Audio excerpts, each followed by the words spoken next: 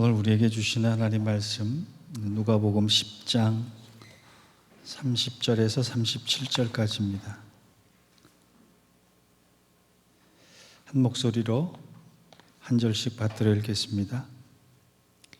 예수께서 대답하여 이르시되 어떤 사람이 예루살렘에서 여리고로 내려가다가 강도를 만나매 강도들이 그곳을 벗기고 때려 거의 죽은 것을 버리고 갔더라. 아침 한 제사장이 그 길로 내려가다가 그를 보고 피하여 지나가고 또 이와 같이 한 레위인도 그곳에 이르러 그를 보고 피하여 지나가되 어떤 사마리아 사람은 여행 그를 보고 불쌍히 여겨 가까이 가서 기름과 포도주를 그 상처에 붓고 싸매고 자기 짐승에 태워 주막으로 데리고 가서 돌아주니라.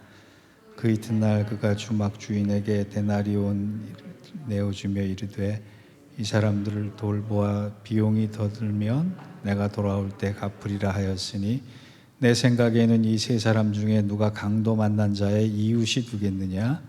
이르되 자비를 베푼 자이니이다. 예수께서 이르시되 가서 너도 이와 같이 하라 하시니라. 아멘. 네, 하나님 말씀입니다. 요즘 오징어 게임이라는 드라마가 대세입니다. 넷플릭스 기준으로 전 세계 누적 시청자 수가 1위라고 그래요. 보신 분도 있고 안 보신 분도 있지만 여러 가지 평판을 보면 전 세계적으로 인기 드라마임은 분명합니다. 저도 다 보지는 않았습니다만 오징어 게임에 얽힌 여러 가지 평가와 의미에 대해서는 글들을 몇 개 읽었습니다. 드라마의 내용은 456명의 참가자들이 456억 원의 상금을 걸고 목숨을 건 서바이벌 게임을 진행하는 것이라 그래요. 근데 게임 참가자들의 공통점은 삶의 궁지에 몰린 사람, 빚을 도저히 갚을 능력이 없는 사람들을 상징한다고 합니다. 벼랑 끝 절망에서 어떻게든 희망의 끈을 붙잡고 재기해 보려는 현실에 많은 사람들이 공감을 하는 것 같다라고 하는 얘기를 많이 읽었습니다. 한 가지 특이한 것은 왜 숫자가 456자가 자주 등장하느냐라고 하는 것이었어요. 여러 가지 견해가 있지만 제가 마음속에 와닿는 견해는 이거였습니다. 456의 의미는 1, 2, 3등만 기억하는 세태의 반대예요. 반대의 의미를 던지는 것이네. 사람들은 1, 2, 3등을 좋아하고 1, 2, 3등만 기억하지만 1, 2, 3등이 있기까지는 4, 5, 6등이 있고 4, 5, 6등도 언젠가는 정상에 설 수 있는, 성공할 수 있는 희망이 있다라고 하는 그런 메시지라고 얘기를 하는 것을 보고 공감을 했습니다. 그런데 한 가지 안타까운 것은요, 드라마를 너무 잔인한 좀 장면들이 나와서 섬찟해서 더 이상 진전을 못 시켰는데요. 공통적으로 오징어 게임에 나타나는 기독교인의 모습이 너무 부정적으로 묘사가 되고 있다. 이것에 대해서 깊이 안타깝게 생각을 하게 됐습니다. 기독교인의 모습으로 묘사가 된 경우가 세 가지 경우가 있는데, 첫 번째 등장인물은 줄다리기를 하면서 다른 사람을 죽여버리고 자기가 살아남자 제일 먼저 했던 말이 주님 감사합니다. 남을 죽이고도 자기는 감사할 수 있는 기독교인이 묘사가 된 거예요. 두 번째 등장하는 기독교인은 어린 나이의 여성인데 아버지를 죽인 여성입니다. 그런데 그 아버지가 가정폭력을 일삼았던 사람인데 직업이 목사였어요. 아버지를 저주하고 아버지를 죽일 수밖에 없었던 이 젊은 여성의 항변에서 가장 위선적이고 나쁜 인간의 직업의 유형으로 목사를 뽑았다라고 하는 것에 대해서 저는 상당히 안타까웠다, 그렇게 말씀드리겠습니다. 마지막 세 번째로 등장하는 기독교인의 모습은요, 이제 종반부에 가서 게임의 최우승자가 눈이 가리워지고 양손이 묶여진 채로 길거리에 버려졌을 때 다른 사람들은 다 무시하고 지나갈 때 한 전도자 한 사람이 그에게 다가가서 안대를 벗겨주는 장면이 나온다 그럽니다. 그리고 그 안대를 벗겨주는 장면에 주인공이 눈을 뜨자마자 제일 첫 마디가 당신 몸 괜찮습니까? 라는 질문이 아니라 버려진 사람, 그 후줄근한 모습으로 땅바닥에 누워있는 사람, 이 사람을 향해 전도자가 예수 믿으세요, 이 한마디를 했다라고 하는 거예요. 왜 세 번 모두 기독교가 부정적인 모습으로 그려질 수밖에 없었고 세상 속에 비친 그리스도인의 모습은 자기밖에 모르는 사람이었을까? 글을 읽는 내내, 평론을 읽는 내내 마음이 많이 아팠습니다. 여러분, 사람을 감동시키는 말은 예수천당 불신지옥이라는 그 말이 아닐 것입니다. 오히려 선한 사마리아인처럼 고통당하고 고난당한 이들을 향하여 내 거친 손이라도 내밀어서 잡아줄 수 있는, 말 한마디 하지 않아도 주님의 마음처럼 아파하는 사람들을 해줄 수 있었다면 이 시대의 교회와 이 시대의 그리스도인들은 조금 다르게 평가되지 않았을까라고 하는 생각을 해봅니다. 제가 왜 이 말씀을 드리냐 하면 오늘 성령의 열매를 맺기 위한 성품 5번째, 자비. 예전에는 자비로 많이 번역을 했지만 요즘은 친절로 많이 번역하는 이 단어에 대해서 우리가 묵상을 해보려고 합니다. 킹 제임스 버전에서는 이것을 온유함으로 번역을 했고 NIV에서는 친절로 번역을 했고 개역 개정판 성경에서는 자비로 번역을 했습니다. 결국 같은 말입니다. 긍휼이 필요한 작은 자에게 베푸는 소박한 사랑, 이런 뜻입니다. 친절이라고 하는 게 가식적인 웃음을 보이는 것이 아니라 긍휼이 필요한 사람에게 내가 베풀 수 있는 소박한 사랑, 대단한 사랑이 아니라 소박한 사랑이라는 의미예요. 여러분, 친절로 번역된 이 헬라어 단어는 크레스토스입니다. 근데 크레스토스와 그리스도를 상징하는 크리스토스는 거의 듣기에 비슷하게 들립니다.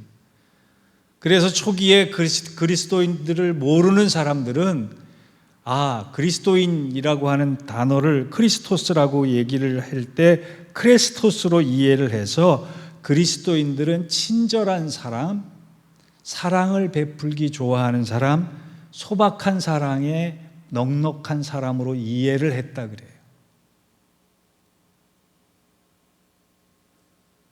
지금은 그리스도인의 모습이 어떻습니까?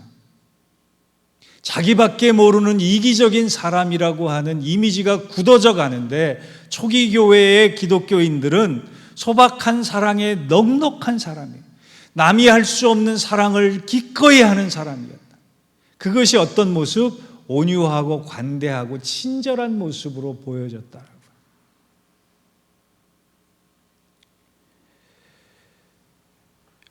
한국 기독교가 느끼는 위기의식은요, 아마 여러분들은 일상의 삶에 바쁘셔서 그런 것들을 잘 못 느끼실 수 있겠지만 저는 시각 자체도 그렇지만 여러 가지로 굉장히 무거운 책임감을 목사 한 사람으로서 지고 있습니다. 한국의 대통령 선거를 앞두고 여러 가지 벌어지는 일들을 놓고 한국의 기독교는 기독교가 아니라 무속이다라고 하는 얘기를 듣고는 어쩌다 이런 지경까지 이르렀을까라고 하는 생각을 해봤습니다. 지금이라도 우리의 모습이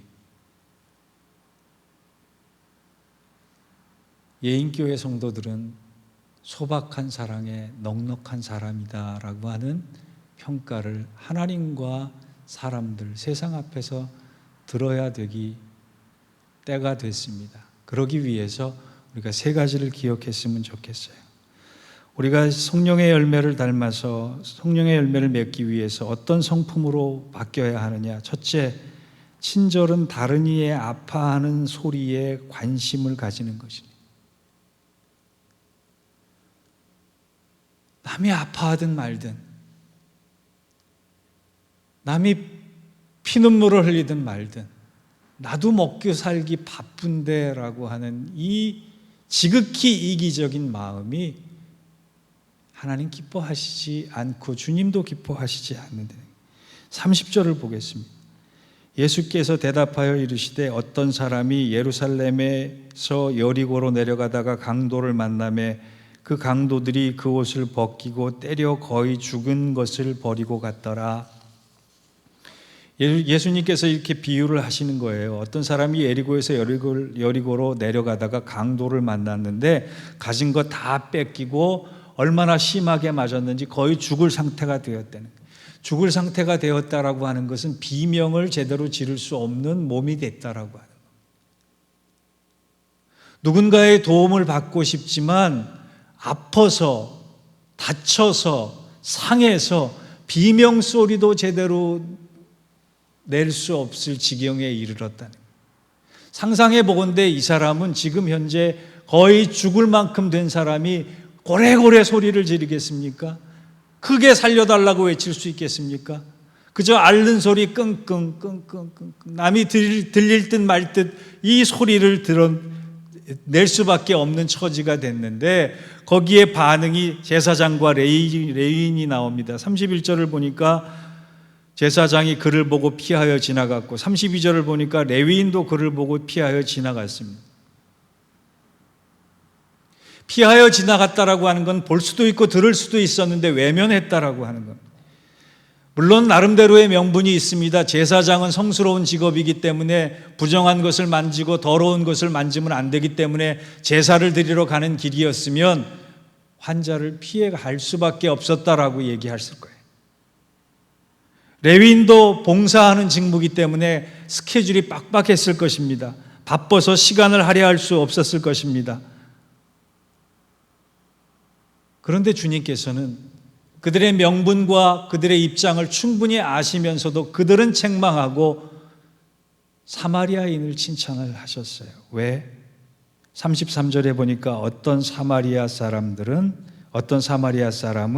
여행 중에 거기에 이르러 그를 보고 불쌍히 여겨, 다른 말로 하면 그의 작은 신음소리에 귀를 기울이고 그의 형편을 살폈다라고.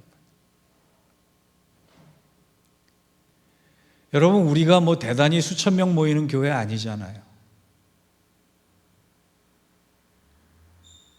작은 인원이 모이면서도 서로 간에 아파하는 마음의 신음소리를 들을 수 없다면 하나님 우리 공동체 기뻐하시지 않는다는 얘기. 우리가 변화되고 바뀜으로 인해서 체면도 사라지고 형식도 좀 사라지고 주 안에서의 교제가 살아나기 위해서 제일 먼저 저 집사님은, 저 권사님은, 저 장로님은, 저 집사님은, 저 직분자는 저런 아픔이 있었겠구나, 저런 아픔 소리를 끙끙 소리 내고 내지도 못하고 표현도 못하고 있었구나, 귀 기울일 수 있어야 하고 들을 수 있어야 한다는 거예요. 그래야지만 공동체가 공동체다워지는 것입니다.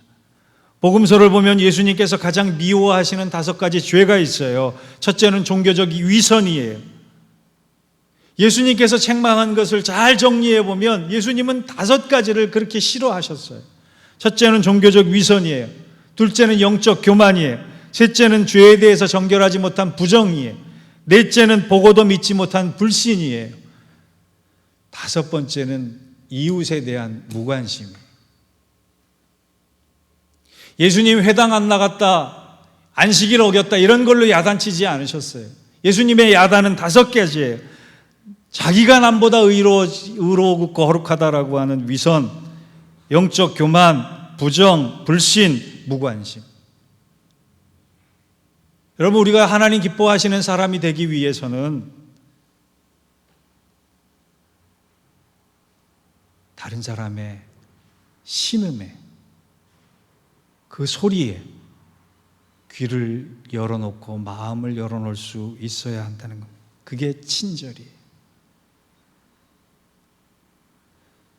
제사장과 레위인은 그 입장에서 보면 얼마나 못났으면, 얼마나 문제가 많았으면, 얼마나 제대로 살지 않았으면 강도까지 당했을까?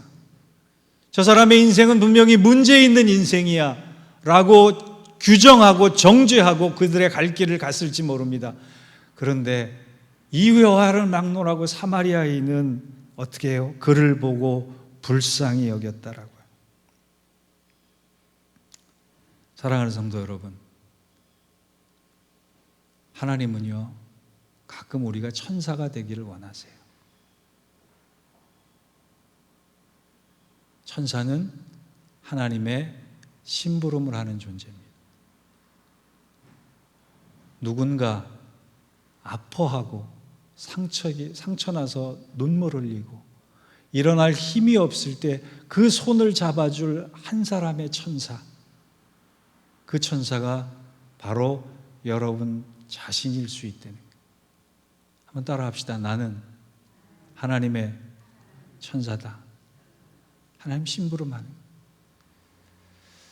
오늘부터 우리 공동체가 정말 작은 다른 사람의 신음소리, 영적인 신음소리, 육체적인 신음소리, 삶의 신음소리에 귀를 기울일 수 있는 친절한 공동체 될 수 있기를 주의 이름으로 부탁합니다. 두 번째 친절은 주님이 나에게 베풀어 주신 친절을 기억할 때 시작되는 거예요.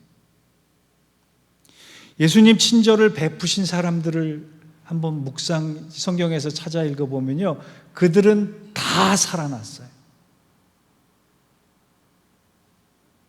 예수님께서 온화하게 책망하시는 사람들도 있었지만 온화하게 다가가서 그들의 손을 잡아주고 그들의 마음을 어루만져주고 그들의 눈물을 닦아줬을 때 그들은 다 살아났어요. 그런데 오늘 제사장과 레위인을 보세요. 예수를 누구보다도 잘 믿고 십자가를 누구보다도 잘 지고 있다라고 얘기하는 사람인데요, 이웃의 아픔을 보듬을 마음도 없고 예수님의 마음도 없고 사랑할 마음도 없고 십자가를 지고 싶은 마음도 없었습니다.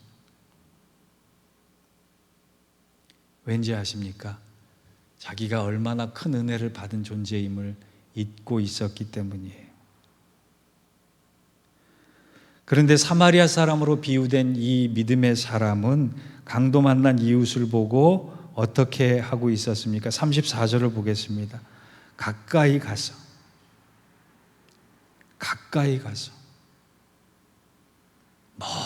멀리서 그 사람 보고 불쌍하다, 안 됐다, 도와줄 방법이 없을까라고 생각한 것이 아니라 가까이 가서 기름과 포도주를 그 상처에 붓고 싸매며 자기 짐승에 태워 주막으로 데리고 가서 돌보아 주니라. 정말 어떻게 하면 좋지, 발말 동동 구르는 것이 아니라 지금 자기 입장을 둘째치고 나가서 가까이 가서 기꺼이 응급치료해주고 병원비까지 지불하면서 모자라면 돌아오는 길에 지불하겠다라고 약속하면서 자기 자신을 내어줍니다. 왠지 아세요? 주님이 자기를 친절히 대했음을 잊지 않았기 때문이에요. 자기가 받은 은혜를 기억하는 사람은 절대 인색하지 않습니다. 자기가 받은 은혜를 기억해내는 사람은 남에게 그 은혜를 나누어 주기 위해서 애쓰게 되어 있습니다. 여러분, 살아보니 정말 중요한 것이라는 글을 읽었는데요, 참 마음에 와닿더라고요. 정말 중요한 것은 어떤 차를 모느냐가 아니라 얼마나 많은 사람들을 태워주느냐는 것이다. 정말 중요한 것은 사는 집의 크기가 아니라 얼마나 많은 사람들을 초대했느냐는 것이다. 정말 중요한 것은 사회적 지위가 아니라 어떤 사람들과 더불어 살아가느냐 하는 것이다. 정말 중요한 것은 무엇을 가졌느냐가 아니라 무엇을 베푸느냐는 것이다. 정말 중요한 것은 얼마나 많은 친구를 가졌느냐가 아니라 얼마나 많은 사람이 당신을 친구로 생각하느냐는 것이다. 정말 중요한 것은 얼마나 많은 일을 했느냐가 아니라 사랑하는 이들을 위해 보낸 시간이 얼마나 되느냐인 것이다. 정말 중요한 것은 얼마나 좋은 동네에 사느냐가 아니라 이웃 사람들을 어떻게 대하느냐는 것이다. 저는 내용도 좋지만요, 제목이 너무 좋아요. 살아보니 정말 중요한 것은. 이 사람은요, 이름도 모르지만 살아봤더니 정말 중요하지 않고 중요한 것이 구분이 되더란 말이에요. 다른 말로 하면 내가 살아가는 이유가 은혜 아니면 아니었다라고 하는 것을 기억해내서 살아보니까 정말 중요한 것이 보이더라는 거예요. 그래서 그 중요한 것을 가지고 나눠주겠다는 거예요.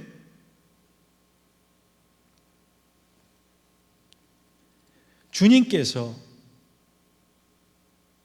3년 동안의 공생의 사역을 보시면은요, 정말 안 가도 될 곳, 안 만나도 될 사람들을 기꺼이 품으셨어요. 그리고 소박한 사랑으로 넉넉히 베푸셨어요.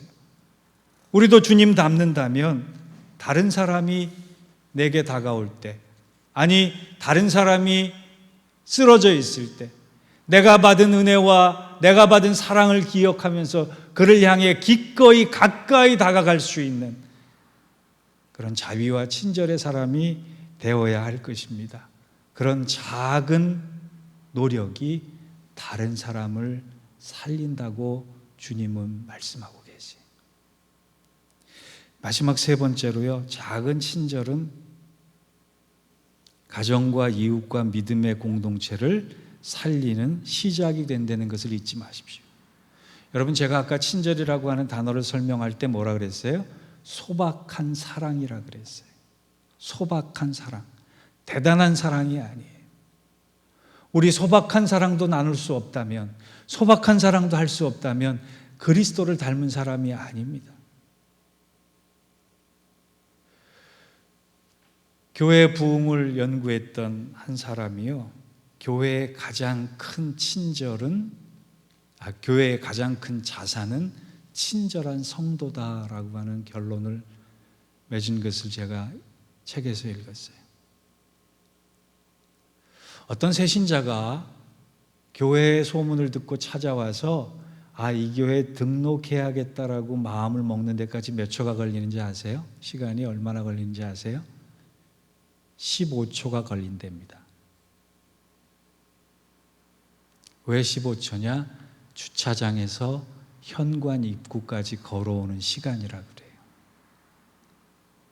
안 보는 것 같지만 새신자애들 경우에, 새가족인 경우에는 한눈에 교회 전체를 스캔하는 거예요. 스캔하면서 눈에 띄는 그 교회에 기존에 다니던 성도들의 표정, 말투, 행동들을 보고 친절했을 때, 소박한 사랑에 풍성했을 때, 나도 이 교회에 다녀야겠구나. 37절을 보십시오. 이르되 자비를 베푼 자니이다. 거반 죽게 된 사람을 향해서 예수께서 이르시되 가서 너도 이와 같이 하라 하시니라. 소박한 사랑에 대해서 다른 말 필요 없다. 너희도 가서 그대로 행하면 된다.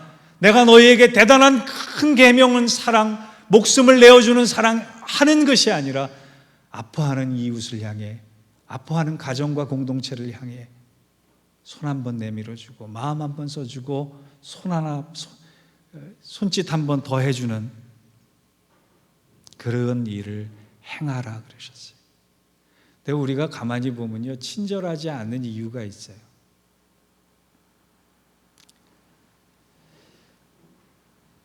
다들 친절해봤자 소용없음을 경험했기 때문에 그렇습니다.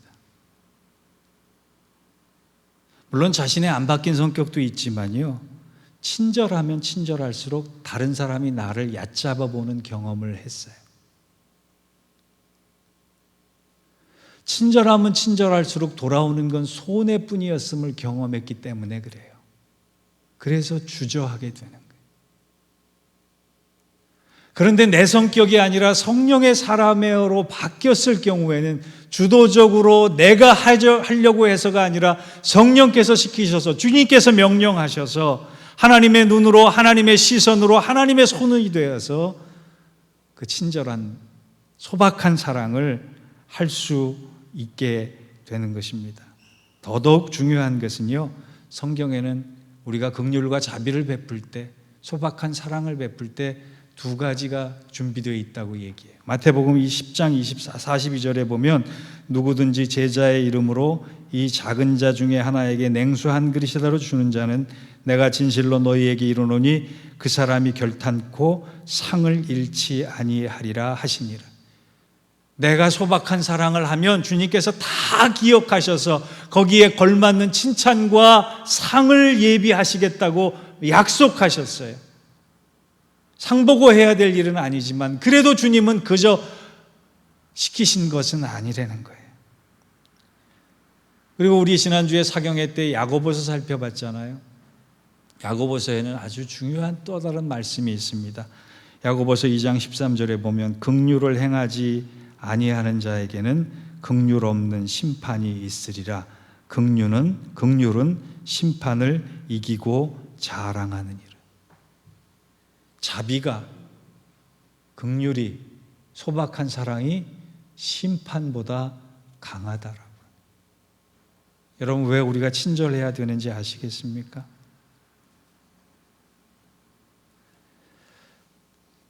제가 총회에서 맡은 게 있어서요, 법리적인 해석을 하는 역할을 좀 하고 있는데, 미국 내 우리 교단에서 가장 큰 교회에 지금 큰 분쟁이 생겼습니다.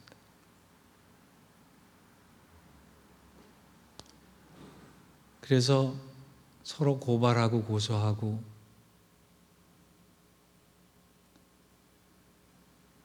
그 분쟁의 끝이 안 보일 정도로 매일 쏟아지는 질의 때문에 그걸 법리적 해석을 해주는 회의를 여러 번 하게 됐는데요.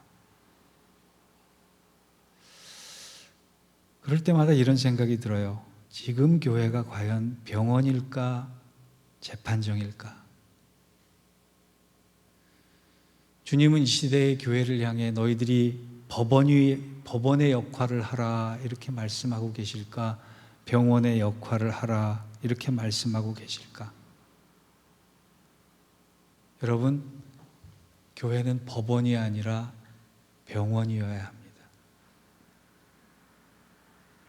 병원에는 아픈 사람도 있지만 아픈 사람을 치료해 주기 위한 간호사, 의사, 그분들의 친절한 실력과 사랑도 있어야 합니다.